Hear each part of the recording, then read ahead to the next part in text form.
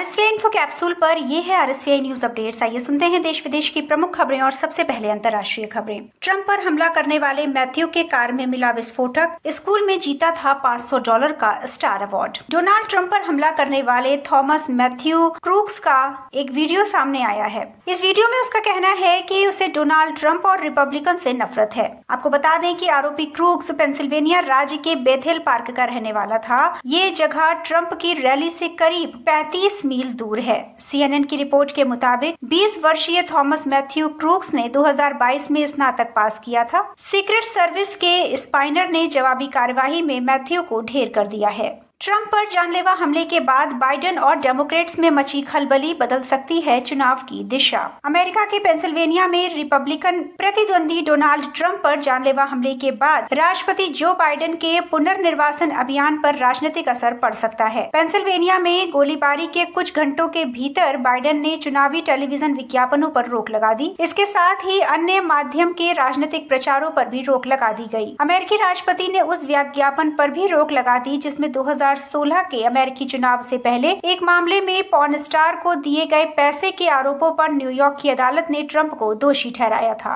Titanic के मलबे तक पहुंचने की कोशिश, 14 साल बाद कंपनी ने शुरू किया अभियान। टाइटैनिक जहाज के मलबे तक पहुंचने के लिए जॉर्जिया स्थित कंपनी RMS टाइटैनिक इंक ने 14 वर्ष बाद अपना अभियान शुरू किया है। कंपनी के पास जहाज के मलबे को सुरक्षित रखने का कानूनी अधिकार है। अभियान में शामिल लोगों ने कहा है कि वो काफी उत्साहित हैं। टाइटैनिक 1912 में उत्तरी अटलांटिक महासागर में डूब गया था। 2010 के बाद कंपनी का पहला अभियान प्रोविडेंस रोड आइलैंड से शुरू हुआ। ये यात्रा उस समय शुरू हुई है जब विश्व के खोजकर्ता जून 2023 में टाइटैनिक मार्ग में पनडुब्बी दुर्घटना से अब तक उबर नहीं पाए हैं।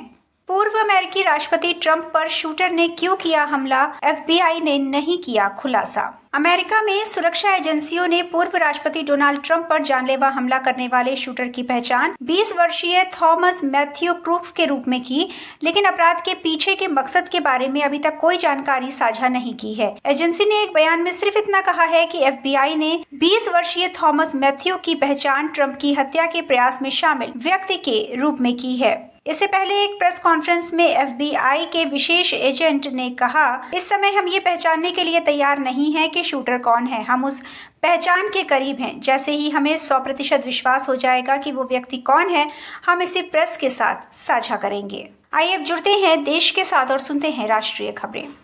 विदेश सचिव क्वात्रा हुए सेवानिवृत्त, आज से विक्रम मिस्त्री संभालेंगे कमान। भारतीय विदेश सचिव विनय क्वात्रा सेवानिवृत्त हो गए हैं। अब विक्रम मिस्त्री उनकी जगह कार्यभार संभालेंगे। वर्तमान में वो राष्ट्रीय उप सुरक्षा सलाहकार के रूप में कार्यरत हैं। इस बीच विदेश मंत्री S जयशंकर ने निवर्तमान विदेश सचिव विनय क्वात्रा की विदेश नीति और राष्ट्रीय सुरक्षा के क्षेत्र में उनके समर्पण और योगदान की प्रशंसा की। जुलाई के अंत तक तमिलनाडु को 8,000 क्यूसेक पानी छोड़ा जाएगा, सर्वदलीय बैठक के बाद बोले CM सिद्धरमैया। कर्नाटक के मुख्यमंत्री सिद्धरमैया ने कहा कि कर्नाटक सरकार इस महीने के अंत तक कावेरी जल विनियमन समिति के निर्देशानुसार पड़ोसी राज्य तमिलनाडु को कावेरी नदी से 1 TMC के बजाय प्रतिदिन 8,000 क्यूसेक पानी छोड़ने के लिए तैयार है। प्रधानमंत्री ने सर्वदलीय बैठक के बाद पत्रकारों से कहा कि कावेरी बेसिन बांधों में केवल 63% पानी है और इस स्थिति में राज्य प्रतिदिन 1 TMC पानी छोड़ने की स्थिति में नहीं है। इजराइल से तुरंत रणनीतिक संबंध खत्म करे भारत, मुस्लिम संगठन ने की बड़ी मांग। All India Muslim personal law board ने एक अहम बैठक की है। मीटिंग में 8 प्रस्तावों पर चर्चा हुई। इनमें से एक प्रस्ताव फिलिस्तीन इजराइल युद्ध से जुड़ा था। पर्सनल लॉ बोर्ड के प्रवक्ता सैयद कासिम रसूल इलियास ने भारत सरकार से इजराइल के साथ सभी रणनीतिक संबंध खत्म करने की मांग की। उन्होंने सरकार से ये भी अपील की है कि युद्ध खत्म करने के लिए इजराइल पर दबाव बनाया जाए। मणिपुर के बाद त्रिपुरा में भी भड़की हिंसा, उपद्रवियों ने घर और दुकानों को किया आग के हवाले। एक आदिवासी युवक की मौत के बाद त्रिपुरा में हिंसा भड़क गई है। राज्य के धलाई जिले के गंदा दुईसा उपखंड में हिंसा भड़कने के बाद कई घरों और दुकानों में लूटपाट के बाद आग लगा दी गई है। गंदा दुईसा बाजार के बाहरी इलाके में 5 जगहों से हिंसा और आगजनी की खबरें सामने आई हैं। संभावित हिंसा के मद्देनजर त्रिपुरा पुलिस के IG कानून एवं व्यवस्था सौमित्र धर और पुलिस अधीक्षक इलाके में डेरा डाले हुए हैं।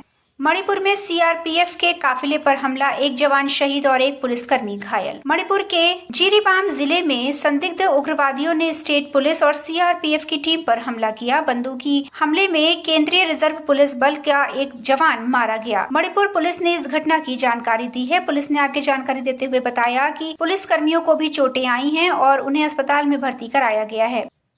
एक्स पर फॉलोवर के मामले में पीएम मोदी ने तोड़े सारे रिकॉर्ड, 100 मिलियन हुए फॉलोवर्स। प्रधानमंत्री नरेंद्र मोदी की लोकप्रियता भारत में नहीं पूरी दुनिया में लगातार बढ़ रही है। एक्स पर पीएम मोदी को फॉलो करने वालों की संख्या 10 करोड़ के पार पहुंच गई है। पिछले 3 वर्षों में उनके 3 करोड़ फॉलोवर बढ़े हैं। वो पहले से ही वैश्विक स्तर पर इंटरनेट मीडिया प्लेटफॉर्म पर सबसे अधिक फॉलो किए जाने वाले शासनाध्यक्ष हैं। प्रधानमंत्री मोदी ने पोस्ट किया, एक्स पर 100 मिलियन। इस जीवंत माध्यम पर आकर खुश हूँ और चर्चा, बहस, लोगों के आशीर्वाद, रचनात्मक आलोचना और बहुत कुछ का आनंद लेता हूँ। आइए अब जुड़ते हैं खेलों के साथ और सुनते हैं खेल जगत से जुड़ी मुख्य खबरों का हाल। गिलगित सेना ने लगाया जीत का चौका, आखिरी T20 में जिम्बाब्वे को 42 रन से रौंदा। भारत और जिम्बाब्वे के बीच 5 T20 मैचों की सीरीज का आखिरी मुकाबला हरारे स्पोर्ट्स क्लब में खेला गया। भारतीय टीम ने इस मुकाबले को 42 रन से अपने नाम कर सीरीज पर 4-1 से कब्जा जमाया। जिम्बाब्वे के कप्तान सिकंदर रजा ने टॉस जीतकर पहले गेंदबाजी का फैसला लिया। पहले बल्लेबाजी करने उतरी भारतीय टीम ने 20 ओवर में 6 विकेट खोकर 167 रन बनाए। जवाब में जिम्बाब्वे की टीम 125 रन पर सिमट गई। ये थी अब तक प्रमुख खबरें। अगली खबरों के साथ जल्द होगी मुलाकात। सुनते रहिए RSVI इन्फो कैप्सूल और इंफोटेनमेंट के सफर में रहिए हमारे साथ।